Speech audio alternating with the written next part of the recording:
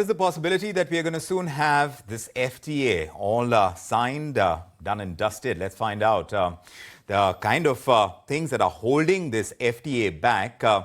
Which exactly are they and how can they be negotiated to the strategic benefit of India? Of course, that's what would be top of mind. To discuss this, Jayant Dasgupta, former ambassador and representative of India at the WTO, is joining us, along with former ambassador Suresh Goel, who is also with us. Great to have you with us, gentlemen. Mr. Dasgupta, let me begin by asking you, because we've seen till date 11 rounds of negotiations on this FTA between India and UK, and the 12th round is currently on. Which are the sticky areas, according to you, that are holding this deal back? Because they have been in process for a while. How soon before you think that we'll have a deal that's done and dusted? Because as far as automobiles go, as far as liquor goes, now these are the key areas. How do you think these will be ironed out? As far as liquor is concerned, there are two issues really. One is about the duty that we will offer to the UK. And it will possibly have a linkage with prices. There could be a duty which would be a reduced duty if the price is high. And the lower the price, the higher would be the duty, which is somewhat similar to what we have offered to Australia. And the Australians have agreed. That is one part of the liquor issue. The second part, as was mentioned by your correspondent about seasoning, now the UK had been asking for a seasoning period of 3 years. In India, because of the high temperatures, if you season liquor for 3 years, a lot of it evaporates and also loses its quality. So we had asked earlier for a much reduced period. So that is something which the UK authorities have to agree to. As far as automobiles are concerned, the UK is not producing automobiles which can easily sell in India in large volumes, because it's not a very major auto producer. Having said that, the auto duties that we have on MFN basis are about 110%. So the UK could be asking for reduction in the import tariffs for components, definitely, and also for finished autos for certain high-value autos, like the Jaguar, for instance, or Land Rover, etc. Right. So that I'm sure the Indian authorities are looking at it, right. And it can be, there could be a settlement, negotiated settlement fairly soon, sure, because the volumes are not going to be very large. Right.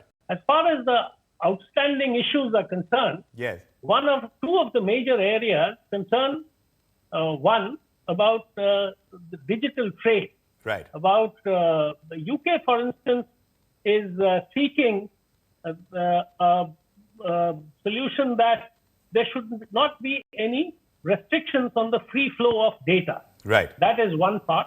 The second part is about data localization, that whatever data is gathered should be stored on servers in India. That is a layman's explanation of data localization. Right. Now, the UK wants a freer regime where data can flow, can be stored in servers placed anywhere in the world, etc., etc.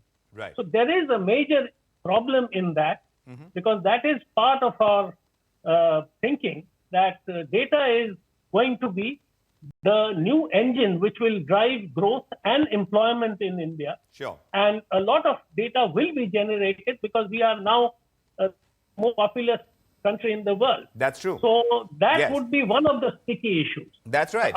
But I'll come to the other sticky issue in a moment. Let me get in a word from Mr. Goel as well. Mr. Goel has been patiently waiting. Sir, as far as this entire negotiation process goes, India has gone into FTAs with certain interests in mind. This is an India which is aspiring to grow in a huge way. As far as the Make in India approach of India is concerned, how do you think this deal is going to help India bring in that much more investment as well? How much of the strategic interests of India do you see getting served through this FTA with the UK? I think to this entire basket of questions that you have put just now, there are two more factors I think which you should add to the basket.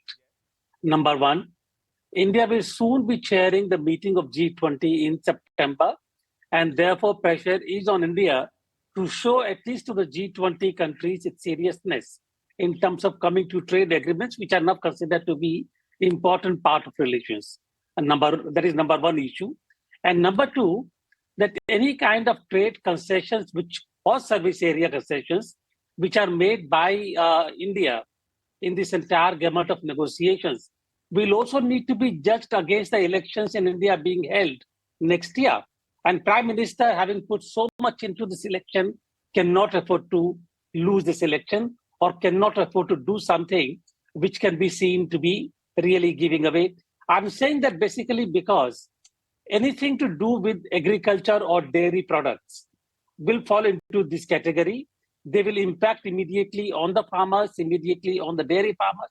And Prime Minister will be thinking very, very carefully before even there is a cabinet note to approve of the FTA.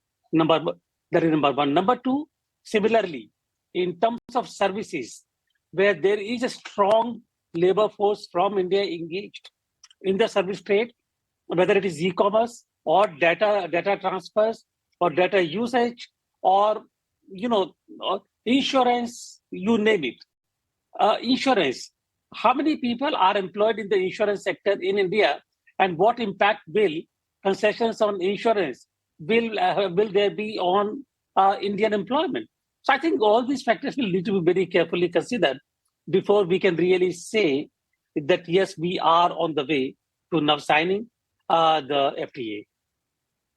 And these discussions do take their time, Mr. Dasgupta. When you talk about one issue that you said is contentious, and there's no doubt about it, data localization and the flow of digital information. But as far as the other concern, which is perhaps something that you are alluding to as well, when it comes to intellectual property rights and rules of origin and the investment treaty. Now, as far as these areas go, how well positioned is India to be able to get more out of this deal?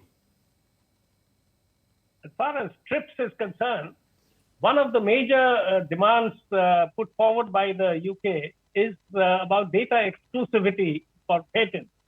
Now, after the expiry of the patent period for a particular, let's say, drug, data exclusivity says that the data which had been submitted by the earlier patent holder cannot be used by a generic producer of the same pharmaceutical.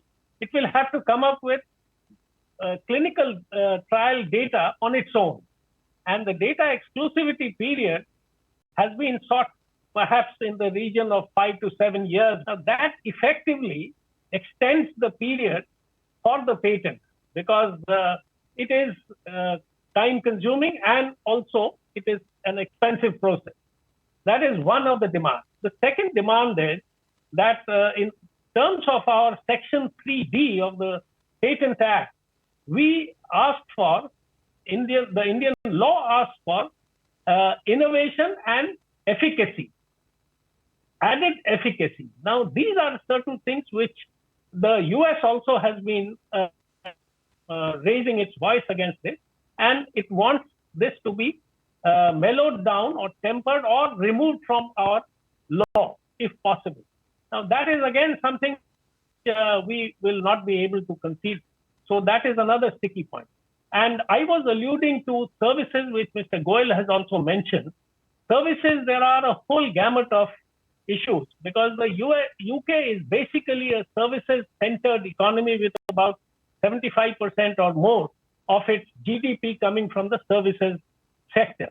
Now, the UK is interested in getting access in a very large number of sectors, including healthcare, including insurance, finance, information technology, of course, and legal, accounting services, etc., professional services. Now, therein lies a problem because unless we also get reciprocal benefits. And, for instance, a large number of professionals from India work in the UK or apply for visas in the UK, and they are not doctors or dentists Yes. or other professionals. There are engineers, there are chemists, there are nurses, Yes. for instance, the UK. Now, what we are asking for Yes. is an assurance that so many people in each of these professions would be allowed to enter the Absolutely. UK on work visas. Yes. They're not saying they will go and then look out for jobs. That's So right. that is a kind of thing on which the UK has, to my understanding, not any firm Yes. commitment.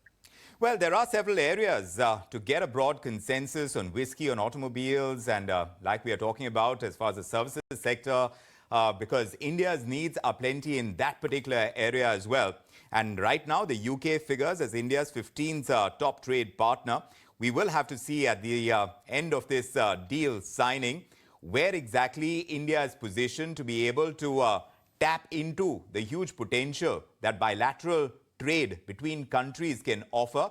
And perhaps this is going to set a benchmark for future FTAs as well. And we'll see how quickly we are able to reach that place as well. Right now, 19 of those 26 areas have been tick marked. So you can look at it as a glass more than half full. And the positivity perhaps is going to bring it closer to fruition. Thank you, Mr. Dasgupta and Mr. Goel, for joining us with your perspective on this edition of India Tonight. We'll keep tracking it.